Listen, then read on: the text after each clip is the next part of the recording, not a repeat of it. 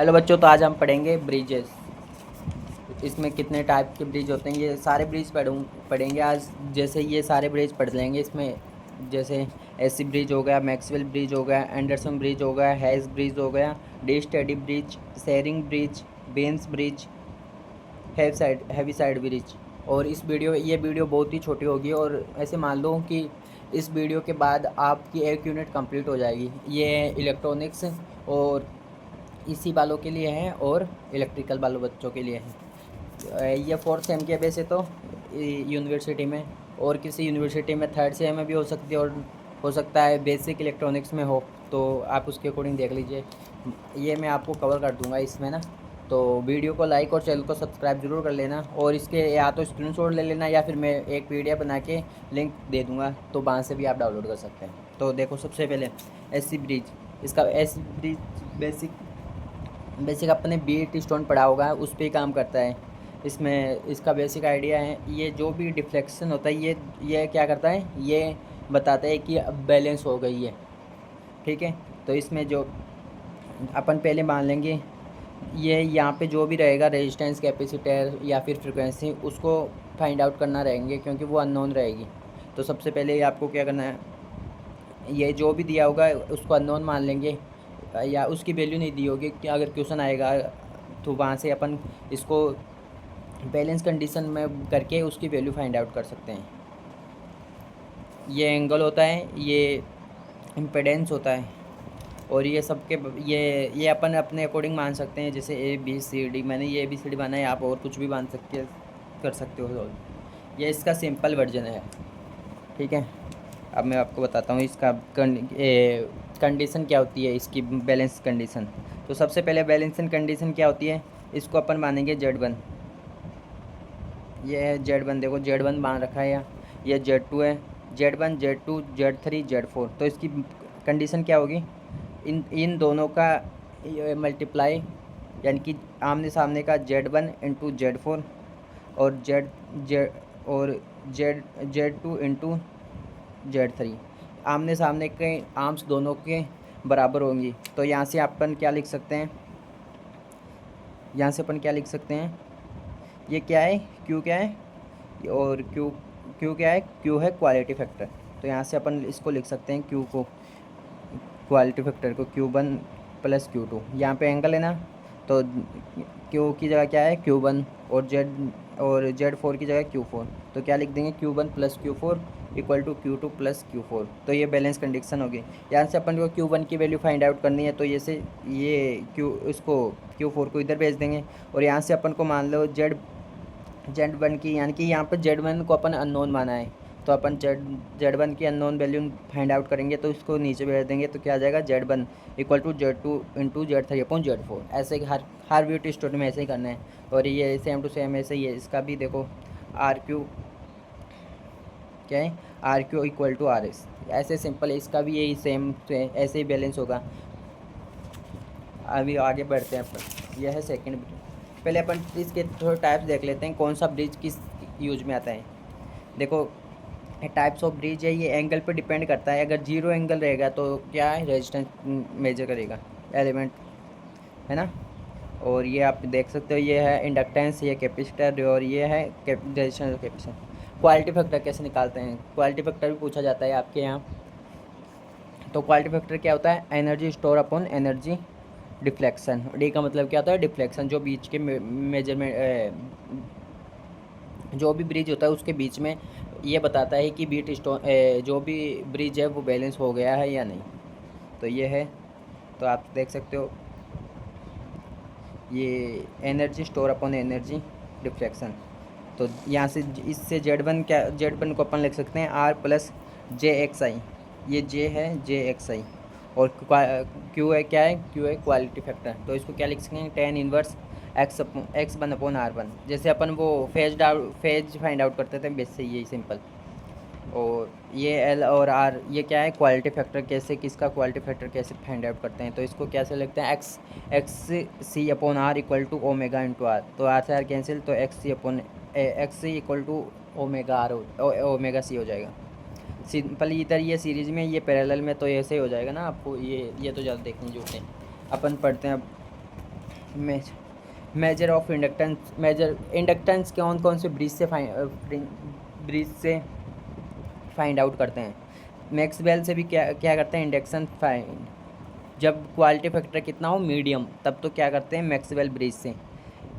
इसकी मैं ट्रिक भी बता दूंगा जिससे आपको हमेशा याद रहेगा कि कौन सा ब्रिज से कौन सी क्वालिटी फैक्टर फाइंड आउट करते हैं।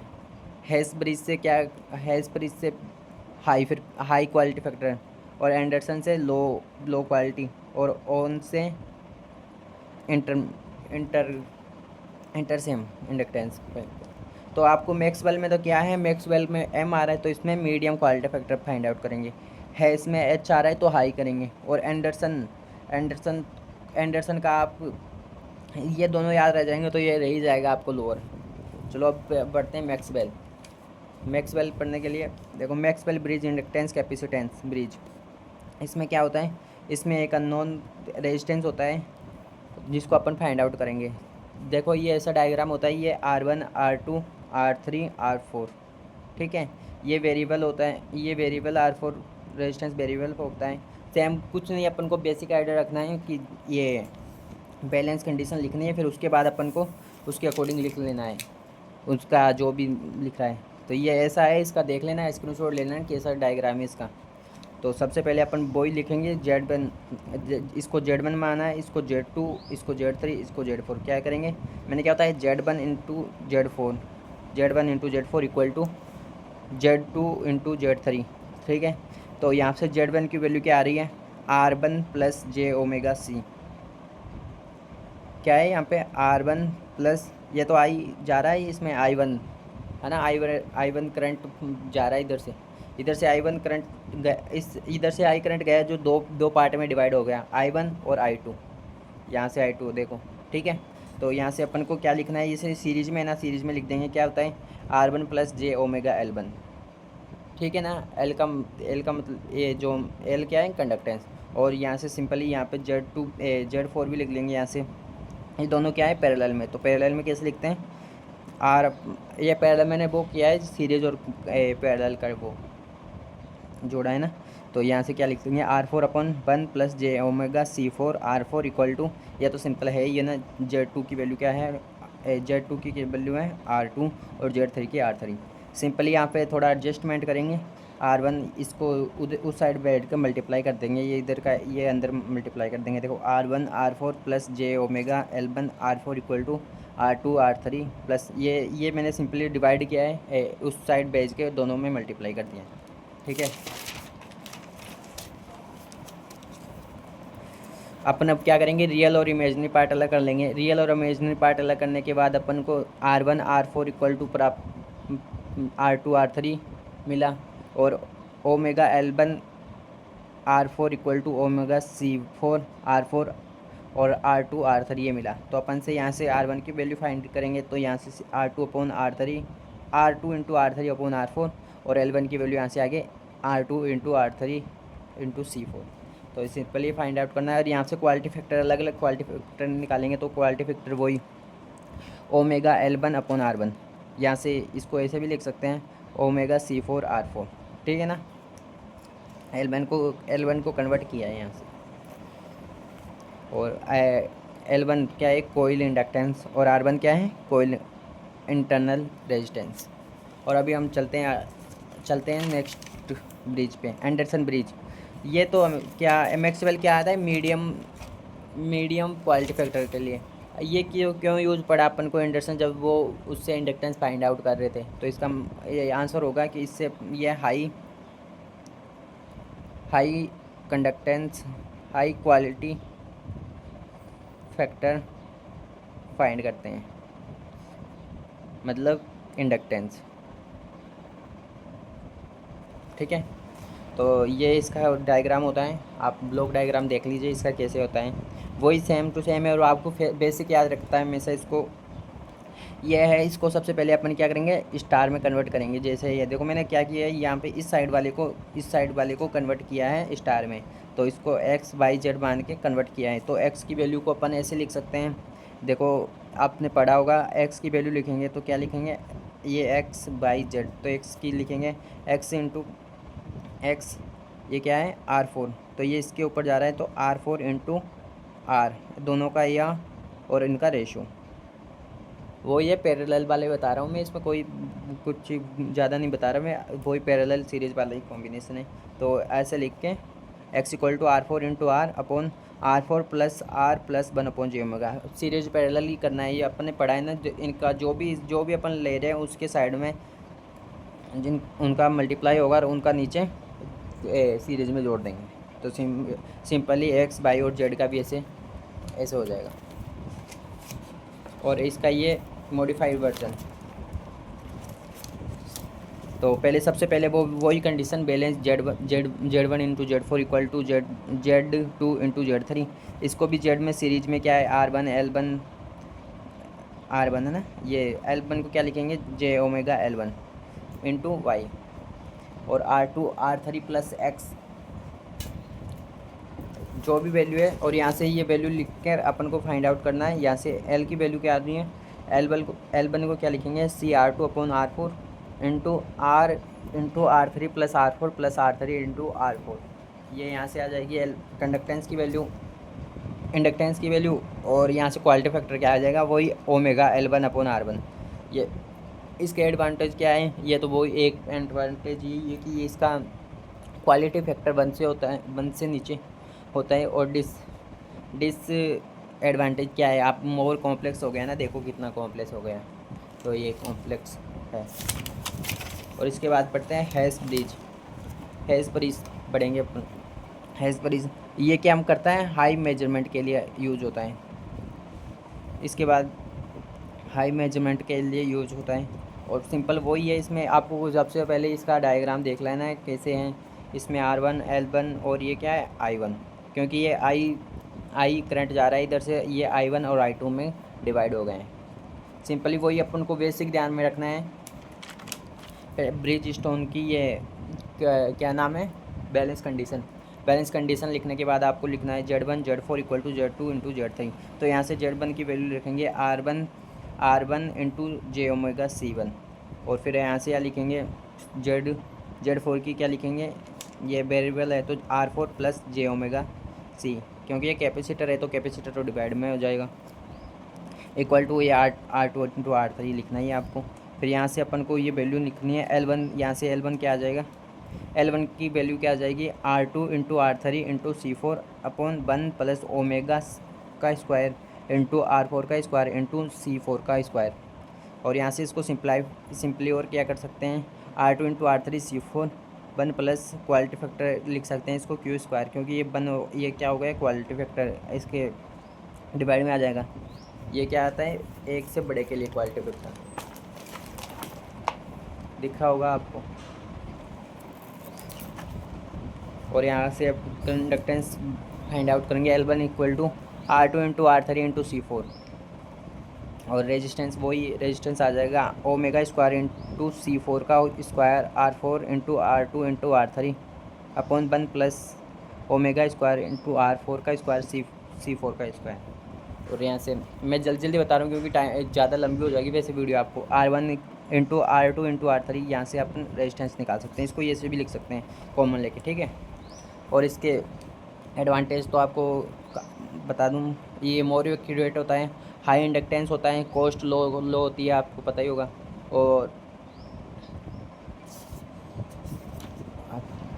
और इसके डिसएडवांटेज क्या है, लो इंडक्टेंस मेजर नहीं करता, बस यही एडवांटेज है। और इसका क्वालिटी फैक्टर आप देख सकते हो, quality factor omega L1 upon R1, इसको और भी क्या लिख सकते हैं 1 अपॉन C4 इंटू R4। इसके बाद अपन चलते हैं D Sauty bridge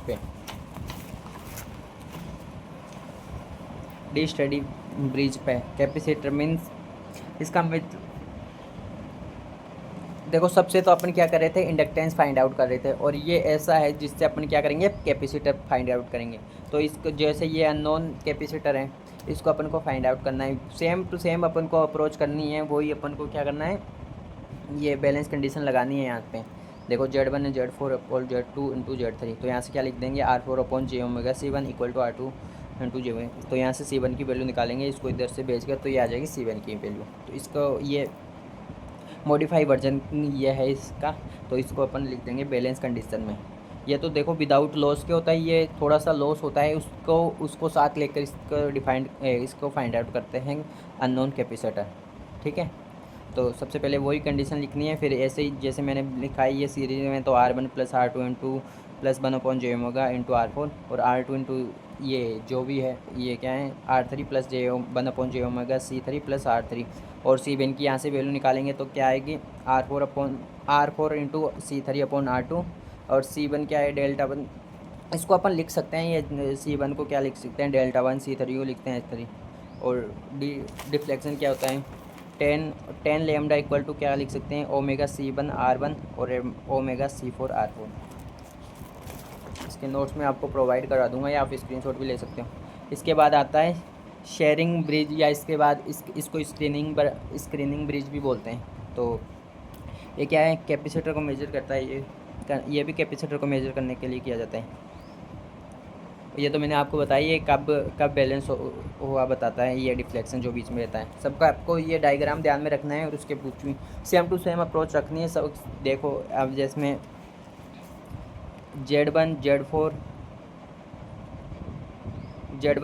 equal to Z2 into Z4 R1, इसको सेम टू सेम अप्रोच लिख कर ये जो भी है साइलेंट ये इसको इधर से लिखना है सीरीज में, तो R1/j⍵c और R4 1 + j⍵c4, ये पैरेलल में तो पैरेलल के अकॉर्डिंग सोल्व करेंगे इसको, और ये R2/j⍵c3। ठीक है, तो यहाँ से लिख देंगे ये क्या है, ये आपका होगा C3, और यहाँ से मैंने क्या किया है यहाँ से सॉल्व करने के बाद ये आया आपका C3 R4 equal to C1 R2। तो यहाँ से C1 की फाइंड अपन बेसिकली फाइंड आउट क्या करना है इसमें कैपेसिटर, तो capacitor C1 equal to R4 into C3/R2, R1 equal to C4 R2/C3। ये स्मॉल एक रेजिस्टेंस माना ना अपन को, ये स्मॉल रेजिस्टेंस R1, तो इसको R1 की वैल्यू निकालें। और डिफ्लेक्शन फैक्टर आपको बताए थे मैंने 10 गामा बोलते हैं, या इसको क्या करेंगे omega C1 into R1 equal to, इसको और भी लिख सकते हैं ओमेगा C4 इंटू R4। इसके बाद आपका 2-3 ब्रिज हो रहे हैं, वो जल्दी से देख लो आप। ये बेंस ब्रिज, ये पूछेगा तो कोई नहीं, आपसे डेवलप्ड बाय मैक बेंस, यानी कि किसी ने ये जिसका डेवलप किया था उसका नाम है ये। तो इसमें क्या करते हैं अपना फ्रीक्वेंसी मेजर करते हैं, इससे क्या करते हैं इससे फ्रीक्वेंसी मेजर करते हैं। तो इसमें भी अपन को अननोन मिलेगा, एक वो ही फाइंड आउट करना है, तो आप देख लीजिए। इसको अपन को लेफ़्ट साइड को ये मैंने खोल के लिखा है यहाँ पे, जिससे आपको ज़्यादा समझ में आ जाए। तो ये देखो R1 R2, ये R2 R1 क्या है इसमें R1 R2 और C1, और ये है C2। तो इस टाइम से मैं थोड़ा अच्छे से लिखा है जिससे आपको समझ में आ जाए। तो यहाँ से बैलेंस कंडीशन क्या होती, वही अप्रोच रखनी है। बैलेंस फ्रीक्वेंसी क्या है, ये तो इम्पोर्टेंट ब्रिज है क्योंकि इसमें हर बार क्वेश्चन आता है 8 नंबर का, ये प्रूफ करने वाला 1/2 पाई R1 C1 R2 into C2, या फिर इसको अपन ऐसे भी लिख सकते हैं 1/2 पाई √RC। अगर R1 R2 equal to R और C1 C2 equal to R, मतलब ये दोनों C1 और C2 बराबर हो। और ये अपन को इसका बैलेंस कब होगा, ये बैलेंस कंडीशन कब होगी, जब आउटपुट इनपुट एम्पलीट्यूड के 1/3 हो जाए, तब ये बराबर हो, ये कंडीशन ये बैलेंस होगा। इसके एडवांटेज क्या है, फ्रीक्वेंसी मेजर करता है, कम्युनिकेशन में आता है, और इसमें डिसएडवांटेज क्या है harmonic problem. Heavy side bridge, ये ज़्यादा इम्पोर्टेंट नहीं है लेकिन पढ़ लो आप तो, क्योंकि आ ही जाता है ये। तो देखो सबसे पहले इसका क्या करना है, तो सबसे अच्छी ट्रिक क्या है, आपको क्या करना है सिंपली इन दोनों को बराबर करना है, इन दोनों को बराबर कर देना है। देखो जैसे मैंने क्या किया है, सबसे सिंपल क्वेश्चन आंसर करने का मतलब बताता हूँ मैं इसमें कैसे करते हैं। सबसे इसमें क्या करते हैं अपने म्यूचुअल इंडक्टेंस फाइंड आउट करते हैं इससे अपन, और उससे अपन कर रहे थे फ्रीक्वेंसी इंडक्टेंस और कैपेसिटर। ये क्या यूज में आता है, ये यूज में आता है हैवी साइड ब्रिज यूज में आता है म्यूचुअल इंडक्टेंस के लिए।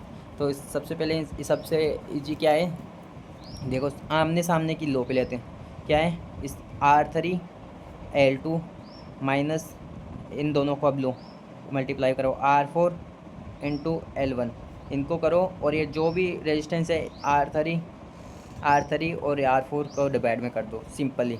और अगर R1, ये कंडीशन तो बहुत कम होती है, R3 इक्वल टू R4 जब दोनों बराबर हो जाएंगे तो ये क्या आ जाएगा L2 माइनस L1/2। ये सबसे ईजी है।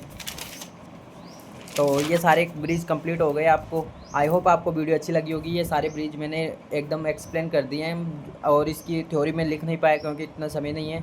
और थ्योरी आप अपने अकॉर्डिंग लिख लेना और जो भी इस पे क्वेश्चन आते हैं वो आप करके आइए। और आई होप आपका एग्ज़ाम सारे में अच्छे जाए और आप पास तो हो ही और साथ में अच्छे नंबर भी लेके आओ। और वीडियो को लाइक और चैनल को सब्सक्राइब जरूर कर देना। Thank you, bye bye guys.